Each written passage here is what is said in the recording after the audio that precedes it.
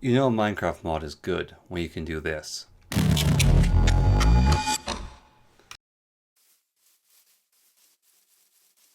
Phantom Blood is a JoJo-inspired mod, which is an add-on for the mod Haema.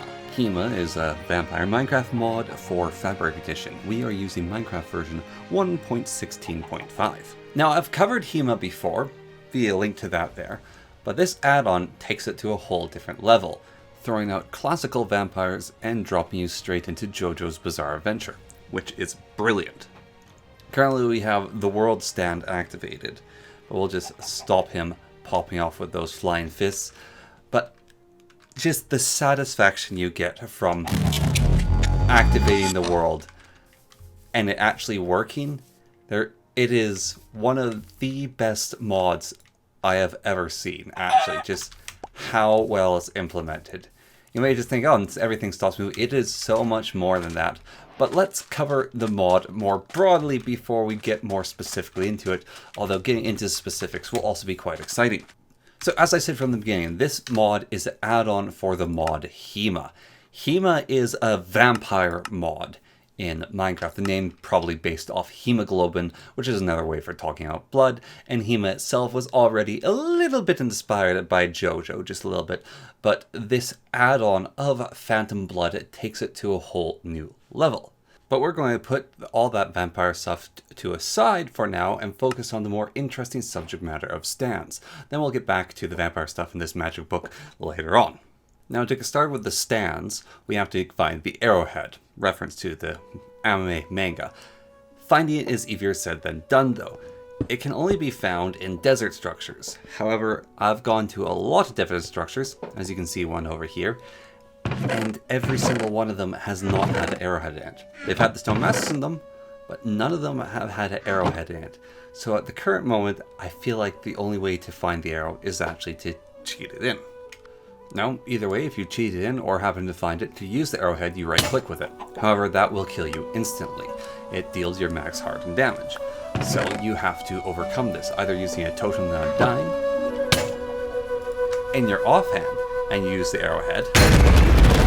Instead, you will now get one of the stands given to you, kind of in the canon of the JoJo universe of the arrowhead will kill most people unless they're quite powerful.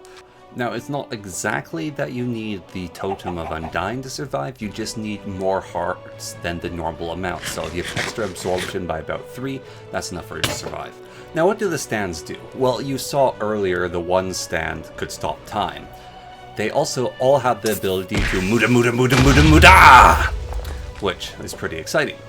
However, this does come with a price of whenever you have your stand flowing behind you, it will permanently affect you with hunger. So if you put him away, he'll stop making you hungry. If you bring him out again, start doing the punches, it'll make you hungry again. Now, there's a few hotkeys to mess around with to control the stand, so let's look at those. So we press Escape, we click on Options, we click on Controls. We scroll down, we see Phantom Blood. Change stand mode, toggle stand, usability. These are your buttons.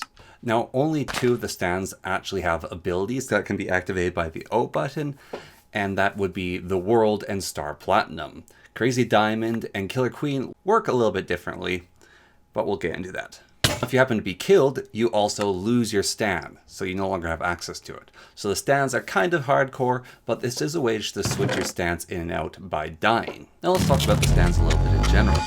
So all the stands have the ability to punch. That is true across all of them. This punching deals about 6 damage a hit and has a DPS of about 12. It also has a small area effect. No matter which stand it is, they all deal the same amount of damage and the same amount of general area with their punch. Now visually, every one of the stands looks stunning. I love how they hang out behind you. All but Star Platinum. Star Platinum has a bit of a bug where his fists are constantly flying, even if he's not punching. And when they're punching, they also look great. I will say my favorite is the World. Chef's kiss to that. Very well done in modeling it. In comparison to the manga still frame, it just looks right.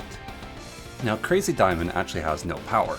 However, it does have 2 different kinds of punching, as normal punching and healing punching. When you tap the punch button, and then tap it again, the fists switch to pink, and they no longer deal damage. It's rather hard to see the healing in effect unless we apply it to an Iron Golem, and then we can see damage being dealt to it as the Iron Golem slowly cracks. Then when we switch to healing mode and make the fist pink by touching the punch button again, it will repair the damage on the Golem, healing it. Killer Queen creates triggers whenever you punch block. If you right click with a trigger, it then creates an explosion. This explosion deals no damage to the range, but does kill entities. A right click will create the trigger, and then it'll explode at the location it's created, dealing no damage to you if it was a block you clicked on. If you punch an entity, it'll create a slightly less damaging explosion, however this will damage you. The damage is about 21 damage for the target actually taking the damage, and for the ground taking the damage is about 41 damage and explodes in a very large area. Star Platinum stops time for about 5 seconds. It also gives you jump boost, speed boost, attack boost, and healing. You do not need to have Star Platinum present to pause time. Any damage dealt while time is paused accumulates as dealt in one hit after time resumes. You can upgrade Star Platinum by using the arrow again and following the same rules of avoiding death. As I said earlier, the base time stop will last for 5 seconds, and when upgraded, it will now stop for 10 seconds. And all other effects stay the same, and the punching damage does not get increased at all. Now you can do this upgrading method with all stands, however it appears to only really affect Star Platinum and the World, both increasing the amount of time they can freeze. The other two I have yet to figure out what exactly it does, even after extensive testing. Now another way to upgrade stands and to get new stands is using the stand discs, and this gives you a stand at its max level to begin with. So if you use the disc to get the specific stand you want, you'll get the max level stand.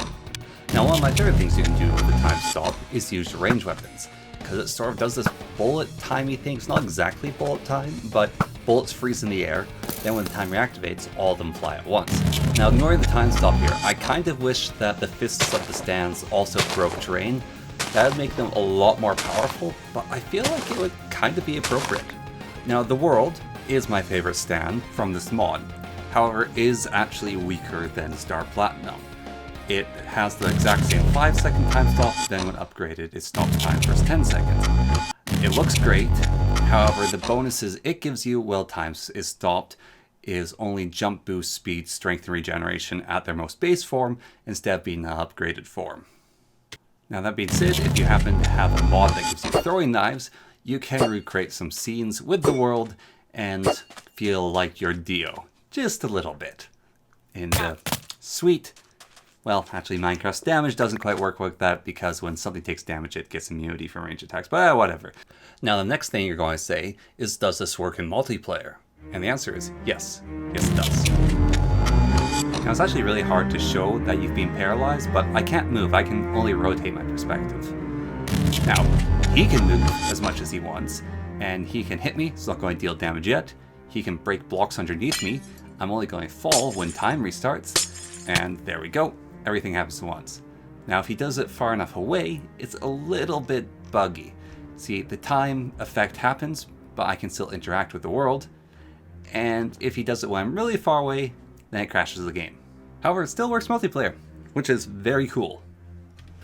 Now something I do want to say is this little bar down there as a game mechanics thing, well it kind of makes sense that you have a power-up bar for game mechanics. However, in the JoJo world, I had a feeling like they could use these powers basically as many times as they want, or relatively as many times as they want, and it was just kind of how long they could use them for was the only really big limiting factor. Maybe there's a small limit on how much Dio and JoJo could use their powers and how many times they could use them in a row, but in a relative sense, especially with JoJo, it's basically these people can use their powers basically non-stop. It's kind of absurd.